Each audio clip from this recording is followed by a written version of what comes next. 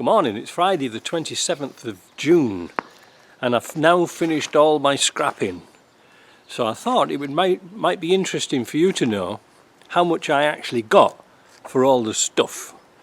Now there is a little bit more stuff to go over here. That's going to go down to the municipal tip because the eco centre won't take it because it hasn't got a stamp on the plastic. But anyway, that's that done, then we can get tidied up.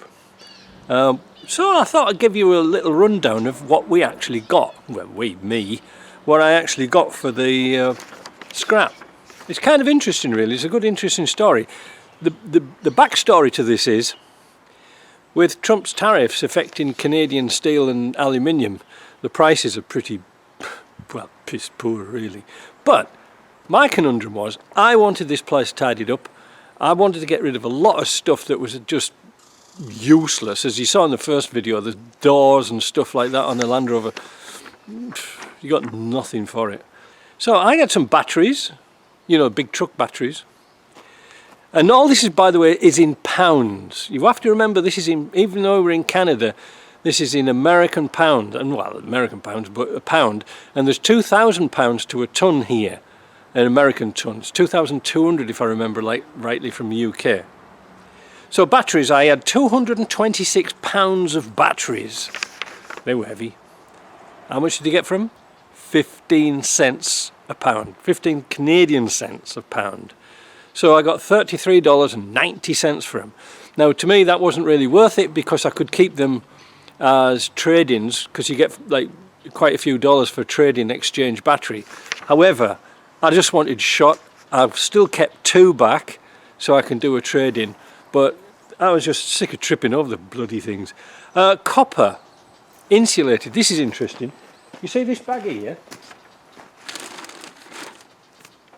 It's a bag full of wiring harnesses and bits and pieces that are just laying around, you know, extension cables. Just cut the plugs off, shove them in a bag, and that's it. So I had 5 bags full, not 3 bags full, 5 bagfuls of insulated copper. So that means I didn't strip off the PVC insulation because it's a complete waste of time and effort. £76 I put in, and I got $1.23 per pound. So I got $91 for 5 bags of copper, which I was going to throw out anyway, so I thought, well, that's all right. Radiators, that was a big surprise. I had old Range Rover radiators that were, you know, way past it. £72 for 3 radiators, $2.03 a pound. That got $146.16 for that one. Aluminium mixed. Now that is clean aluminium but mixed with, I don't know, extrusions, flat plates. I even throw in, you know, like baking bits and pieces, you know, like tin foil. I throw all that lot in, I don't care. £230, 58 cents a pound. Nothing really, is it? 58 cents a pound, so that got me $185. Lead. Now, when I moved in here, I found a great big box full of lead solder. You know, the sticks they used to use in the old days. And I kept all the weights, as you perhaps saw in the video, and melt them down and then pass a magnet through them and pull all the steel out. So you get the lead weight. It's really easy to do. £72 and an amazing 43 cents a pound. What a waste of time. But still, it pulled in $185.60. Oh no, wait a minute, that's the wrong one. It pulled in $30.96. Like a sun's in my eyes. Radiators, and it says stroke iron. Now that was a funny one because I smashed up an air conditioning radiator, which was copper inside, but it had fins, which was aluminium on the outside. So they didn't sort of like that. I only had one of them. So it was £8 and I got 60 cents a pound for it. So it was a grand total of $4.80. Great, eh? Now this is where we get onto the interesting stuff. Brass. You might have seen me inside. I had like a washing up bowl full of brass that was cleaned off. I had 92 pounds of brass. which was $2.64 per pound. That got me $242.88. Now that's worth keeping. So synchro rings, selector forks, they all go in there, they get them in. Copper number 2. At the other side I had another washing up bowl full of copper. Copper number 2. I can never work out which grade it is, so I just throw it all in anyway. And that was just plumbing bits, PEX rings, all sorts. Even the tips out of the plasma cutter there, chuck them buggers in.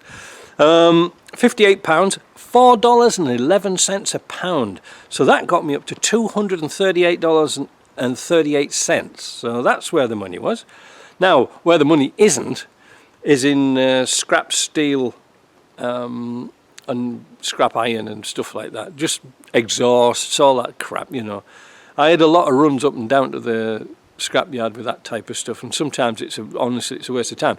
I had 7 runs in total with my pickup. I'll tell you the total in a minute, but I had 3,320 pounds of copper, pounds of steel. It's too early. But you only get $140 a ton for that's 2,000 pounds. So I ended up with $210.83 for 3,320 pounds of iron and steel crap, really. Now, the interesting one was mag wheels. There's an interesting story about this one. You probably saw them in a pile. I got 268 pounds of those, and they were rated at 90 cents a pound. Isn't that shocking, eh? 90 cents a pound. Now, this is the interesting bit. When I went down the scrapyard, I took all the lead weights off naturally, but I didn't realise there was 1 or 2 stick-on weights which were actually steel. You know, they stick them on the inside of the rims. Anyway, the guy down there was really nice. He says, look, you've got to take them off because he's contaminated. And he says, oh, wait a minute, the valves are still in. Well, I thought, well, valves aren't going to weigh much, are they? He says, if I was to let you just put them in there, he says, leave the valves in, leave those few weights on. There was only about 6 weights on all that big pile. He said, we'd only give you 10 cents a pound. He says it's contaminated. So he gives a pair of pliers and we pulled all the valves off, pulled the things off, and that got me 90 cents a pound. So it's a big, big difference, eh? So 260 pounds got me $241.20. So it's a big, big difference, eh? Now, cast aluminium, if you can remember, I had a big barrel full. That was all cleaned up. Plasma cutter is great for doing that. For cylinder heads and other castings, you just whip through it and chop out the valve seats, chop out the liners in V8 blocks. 540 pounds of cast aluminium at 57 cents a pound. $307.80. So, in total, I had 5,052 pounds of scrap. That's why it took 7 runs backwards and forwards, because I couldn't carry it all on the truck. Well, I didn't have enough space anyway. 2,000 pounds to a ton, so it's about 2.5 tons I cleared out of here. So it had to be done. You know, I really needed rid of it to get some space. So the grand total of that was $1,733.53. Now this is the kicker, because I'm GST, PST registered like VAT in your other countries. So I charged them the tax because I'm selling something to them.